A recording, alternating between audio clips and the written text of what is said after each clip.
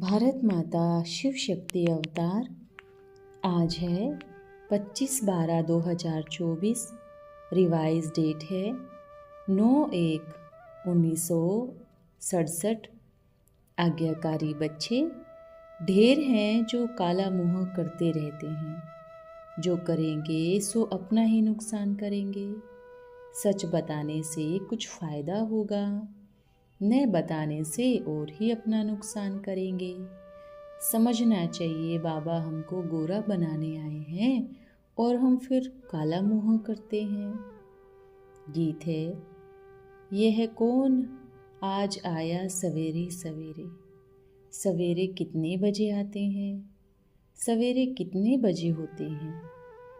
कोई ने कहा 3 बजे, कोई ने कहा 4 बजे, कोई ने कहा संगम पर, कोई ने कहा 12 बजे। बाबा एक्यूरेट पूछते हैं, 12 को तुम सवेरा कह नहीं सकते। 12:01 हुआ अथवा 1 मिनट हुआ तो AM अर्थात सवेरे शुरू होता है। ड्रामा में इनका पार्ट बिल्कुल एक्यूरेट है, सेकंड की भी देरी नहीं हो सकती। यह ड्रामा अनादि बना हुआ है, यह बेहद की बात है ना। बाबा कहते हैं मैं आता ही हूँ सवेरे। विलायत वालों का AM PM एक्यूरेट चलता है, हिंदुस्तानियों की कोई भी बात एक्यूरेट नहीं होती। उनकी बुद्धि फिर भी अच्छी है, वो ना इतना सतो प्रधान बनते हैं ना तमो प्रधान बनते हैं। भारतवासी ही 100% सतो प्रधान बनते हैं, फिर 100% तमो प्रधान बनते हैं। तो बाबा भी बड़ा एक्यूरेट है। सवेरे अर्थात 12:01 1 सेकेंड का हिसाब नहीं रखते। सेकेंड पास होने से मालूम भी नहीं पड़ता। अब यह बातें तुम बच्चे ही समझते हो, दुनिया तो बिल्कुल घोर अंधियारे में है। बाबा को सभी भक्त याद करते हैं कि हे पतित पावन आओ। दुख में सभी याद करते हैं, परंतु वो है कौन कब आते हैं यह कुछ भी नहीं जानते। तो जानवर मिसल ठहरे ना, जानवरों से भी बदतर हैं। मनुष्य होते हुए भी एक्यूरेट कुछ नहीं जानते, इसलिए कहा जाता है बंदर से भी बदतर, क्योंकि पतित तमो प्रधान है, काम भी कितना तमो प्रधान है। बर्थ कंट्रोल के लिए विलायत में माथा मारते रहते हैं। अखबार में पढ़ा था, एक गया विलायत में लिखा है वहाँ यूनिवर्सिटी में भी लड़कियाँ हॉस्टल में जो रहते हैं, जहाँ जावे वहाँ देखे लड़की और लड़का आपस में बैठे हैं। यूनिवर्सिटी में भी इतना गंद लगा हुआ है, विकार के लिए कितना बुरा हाल है। फिर वृद्धि होना बंद कैसे होगा। अभी बेहद का बाप ऑर्डिनेंस निकालते हैं कि जो पवित्र ना बनते हैं तो विनाश को पाएंगे। तुम पवित्र बनने से अविनाशी पद को पाएंगे। तुम राजयोग सीख रहे हो ना। स्लोगन्स में भी लिखते हैं बी होली बी योगी। वास्तव में लिखना चाहिए बी राजयोगी। योगी तो कॉमन अक्षर है, ब्रह्म से योग लगाते हैं, वो भी योगी ठहरे। बच्चा बाप से, स्त्री पुरुष से योग लगाती है, परंतु यह तुम्हारा है राजयोग। बाबा राजयोग सिखलाते हैं, इसलिए राजयोग अक्षर लिखना ठीक है। दिल्ली में मालवीय नगर वालों ने की चेन बनाई है, उसमें लिखा है बी होली बी योगी। ये रोंग है, फिर नया बनाकर लिखो बी होली एंड राजयोगी। दिन प्रतिदिन वृद्धि तो होती रहती है। बाबा भी कहते हैं आज तुमको गुह्य अच्छी बातें सुनाता हूँ। अब शिव जयंती भी आने वाली है। शिव जयंती तो तुमको अच्छी रीति मनाना है। कोई ने लिखा था वहाँ एक प्लाट पड़ा है, शिव जयंती वहाँ मनाएं। बाबा ने नहीं लिखा था, आज फिर लिख देता हूँ, हाँ भल मनाओ। कहेंगे बाबा ने पहले ना लिखा, अब फिर हाँ क्यों? अरे यह ड्रामा में ऐसे ही नून थी ना करना भी ड्रामा में था, हाँ भी ड्रामा में है। शिव जयंती पर तो बहुत अच्छी रीति सर्विस करनी है। जिनके पास भी प्रदर्शनी है सभी अपने अपने सेंटर पर अथवा शहर में शिव जयंती अच्छी रीति मनाओ और लिख दो, शिव बाबा गीता ज्ञान दाता, परम पिता परमात्मा से बेहद का वर्षा लेने का आकर सीखो, भल बत्तियाँ आदि भी जगा दे। तुम ज्ञान गंगाएं हो ना, तो भल एक दो के पास गीता पाठशाला होनी चाहिए। भारत में गीता तो पढ़ते हैं ना, पुरुष से भी माताएं भक्ति में तीखी होती हैं। ऐसे भी कुटुंब होते हैं जहाँ सभी गीता पढ़ते हैं, तो घर घर में यह चित्र रख देने चाहिए। लिख दे कि बेहद के पिता से आकर फिर से अपना वर्षा लो। तुम सच्ची सच्ची दिवाली मनाते हो ना, सच्ची दिवाली तो वास्तव में होगा सतयुग में। वहाँ घर घर में रोशनी ही रोशनी होगी, अर्थात हर आत्मा की ज्योति जगी रहती है। यहाँ तो अंधेरा है, आत्माओं की बुद्धि जानवर मिसल बन पड़ी है, शैतानी अथवा आसुरी बुद्धि बन पड़े हैं। वहाँ आत्माएं प्योर होने से दैवी बुद्धि रहती है। आत्मा ही पतित, आत्मा ही पावन बनती है। बाबा ही समझाते हैं, अभी तुम्हारी आत्मा पतित आसुरी बन पड़ी है, बर्थ नोट ए पेनी है। अब तुम पाउंड बन रहे हो। आत्मा प्योर होने से फिर शरीर भी प्योर मिलेगा। यहाँ आत्मा प्योर है तो शरीर भी प्योर, दुनिया भी प्योर है। इन बातों को तुम्हारे में भी कोई थोड़े हैं जो यथार्थ रीति समझते हैं और उनके अंदर में खुशी होती है। नंबरवार पुरुषार्थ तो करते रहते हैं, ग्रहचारी भी होती है। कब राहु की ग्रहचारी बैठती है तो आश्रयवत भागंती हो जाते हैं। बृहस्पति की दशा से बदलकर ठक राहु की दशा बैठ जाती है। काम विकार में गया और राहु की दशा बैठी। मल्ल युद्ध होती है ना, तो माताओं ने देखा नहीं होगा, क्योंकि माताएं होती है घर की घरात्री। तुमको मालूम है भरमरी को घरेत्री कहते हैं, अर्थात घर बनाने वाली, घर बनाने का अच्छा कारीगर है, इसलिए घरेत्री नाम है। कितनी मेहनत करती है ना, वो भी पक्का मिस्त्री है। 2-3 कमरा बनाती है, 3-4 को ले आती है। वैसे तुम भी ब्राह्मणिया हो, चाहे 1-2 को बिठाओ, चाहे 10-12 को, चाहे 100 को, 500 को बिठाओ, मंडप आदि बनाती हो। वो घर बनाया हुआ ना, उसमें बैठ सबको भू भू करती हो। फिर कोई तो समझकर कीड़े से ब्राह्मण बनते हैं, कोई सड़ा हुआ निकलते हैं, अर्थात इस धर्म का नहीं है। इस धर्म वालों को ही पूरी रीति टच होगा। तुम तो फिर भी मनुष्य हो ना, तुम्हारी ताकत उनसे जास्ती है। तुम 2000 के बीच भी भाषण कर सकती हो। आगे चलकर 4-5 हजार की सभा में भी तुम जाएंगी। भरमरी की तुम्हारे से भेंट है, सन्यासी यह भेंट कर नहीं सकते।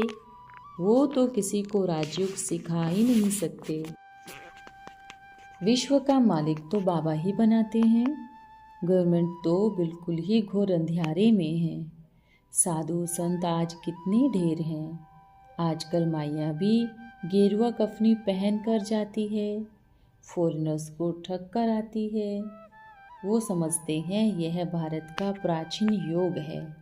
उनको कहते हैं भारत में चलकर सीखो। तुम ऐसे थोड़े ही कहेंगे कि भारत में चलकर सीखो।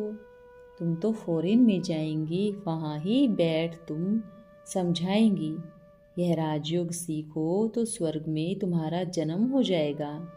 इसमें कपड़े आदि बदलने की बात ही नहीं है। यहाँ ही देह के सब संबंध भूल अपने को आत्मा समझ बाबा को याद करो। बाबा ही लिबरेटर गाइड है, सबको दुख से लिबरेट करते हैं। अभी तुमको सतो प्रधान बनना है। तुम पहले गोल्डन एज में थे, अब आयरन एज में हो। सारा वर्ल्ड सब धर्म वाले आयरन एज में है।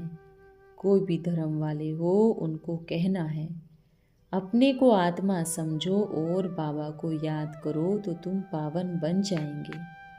फिर बाबा भी साथ ले जाएंगे। बस इतना ही बोलो, जास्ती नहीं। यह तो बहुत सहज है। तुम्हारे शास्त्रों में भी है कि घर घर में संदेश दो। कोई एक भी रह गया तो वह उल्हाना देगा कि मुझे कोई ने बताया ही नहीं। बाबा आए हैं तो पूरा ढिंढोरा पीटना चाहिए। एक दिन सभी को जरूर पता पड़ेगा बाबा आए हैं, शांति धाम सुख धाम का वर्षा देने। बरोबर जब डिटिज्म था तो और कोई धर्म नहीं था, सभी शांति धाम में थे। ऐसी ऐसी ख्यालात चलनी चाहिए, स्लोगन बनाने चाहिए। बाबा कहते हैं देह सहित देह के सभी संबंधों को भूल अपने को आत्मा समझ मुझ परम पिता को याद करो तो आत्मा प्योर बन जाएगी। अभी आत्माएं इम्प्योर हैं, अभी सबको प्योर बनाकर बाबा गाइड बन साथ ले जाएंगे। फिर डीटी धर्म वाले नंबरवार आएंगे। कितना सहज है, यह तो बुद्धि में धारण होनी चाहिए। जो सर्विस करते हैं वो छुप नहीं सकते, डिसर्विस करने वाले भी छुप नहीं सकते। सर्विसेबल को तो बुलाते रहते हैं, जो कुछ भी ज्ञान नहीं सुना सकते उनको थोड़े ही बुलाएंगे, वो तो और ही नाम बदनाम कर देंगे। कहेंगे ये ब्रह्मा के बच्चे ऐसे ही होते हैं क्या, पूरा रिस्पॉन्स भी नहीं दे सकते। तो नाम बदनाम हुआ ना। शिव बाबा का नाम बदनाम करने वाले ऊंच पद पा नहीं सकते, बर्थ नोटे पेनी जाकर बनेंगे। जैसे यहाँ कोई करोड़पति पद्मपति भी है और कोई तो देखो भूख मर रहे हैं, भीख पर शरीर निर्वाह करते रहते हैं। ऐसे ऐसे बेगर्स भी आकर प्रिंस बनते हैं। बेगर वो नहीं जो रास्ते पर जहाँ तहाँ बैठे रहते हैं। कैसे रोगी दुखी होते हैं, कर्मों की कैसी गंदी भोगना होती है। जानवर को देख दिल खुश होगी, ऐसे गंदे मनुष्यों को देखकर तो रहम आती है। कितनी डर्टी कर्म किए हैं, बहुत गंदे काम करने से ही ऐसी डर्टी बूट्स वेश्याएं लंपट लूले लंगड़े आदि बन जाते हैं। बड़े बड़े घर की भी वेश्याएं हैं।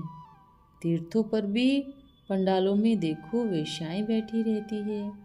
पंडे लोग भी गंदे होते हैं। बाबा को तो सब बातों का अनुभव है। ऐसे कोई मुश्किल अनुभवी होंगे।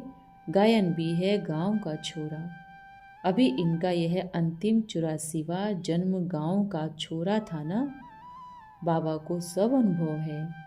धंधा भी क्या चलता था, हर इतवार को 5-6 आना कमा लेते थे। तो शास्त्रों में जो बातें हैं वे कुछ कुछ ठीक हैं, परंतु इसका अर्थ वो समझ नहीं सकते। बाबा ही बताते हैं।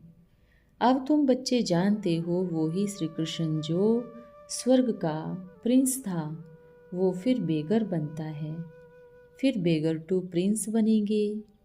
बेगर थे ना, अभी करके थोड़ा कमाया, वो भी तुम बच्चों के लिए, नहीं तो तुम्हारी संभाल कैसे हो। ये सब बातें शास्त्रों में थोड़ी ही हैं, सब शिव बाबा आकर बताते हैं। बरोबर यह गांव का छोरा था, नाम कोई कृष्ण नहीं था। आत्मा की बात है ना, इसलिए मनुष्य मूंझे हुए हैं। तो बाबा ने समझाया, शिव जयंती पर घर घर में चित्रों पर सर्विस करो। लिख दो कि बेहद के पिता शिव बाबा से 21 जन्मों के लिए स्वर्ग की बादशाही सेकंड में कैसे मिलती है, सो आकर समझो। जैसे दिवाली पर सब मनुष्य दुकानें निकाल कर बैठते हैं, तुमको फिर अविनाशी ज्ञान रत्नों का दुकान निकाल बैठना है। तुम्हारा कितना अच्छा सजाया हुआ दुकान होगा, मनुष्य करते हैं दिवाली पर, तुम फिर शिव जयंती पर करो। जो शिव बाबा सबकी ज्योति जगाते हैं, तुमको विश्व का मालिक बनाते हैं, वो तो लक्ष्मी से विनाशी धन मांगते हैं, और यहाँ जगदम्बा से तुमको विश्व की बादशाही मिलती है। यह सब राज बाबा समझाते रहते हैं। बाबा कोई शास्त्र थोड़ी ही उच्चारते हैं। बाबा कहते हैं मैं तो नॉलेजफुल हूँ ना। यह जानते हैं कि फलाने फलाने बच्चे सर्विस बहुत अच्छी करते हैं, इसलिए याद पढ़ते हैं। बाकी ऐसे नहीं कि एक एक को बैठ जानते हैं। हाँ, कोई समय पता पड़ जाता है कि यह पतित है, शक पड़ता है, उनकी शक्ल ही मायूस हो जाती है, तो ऊपर से बाबा भी कहलाए भेजते हैं कि इनसे पूछो, वो ड्रामा में नूंद है जो कोई कोई के लिए बताते हैं।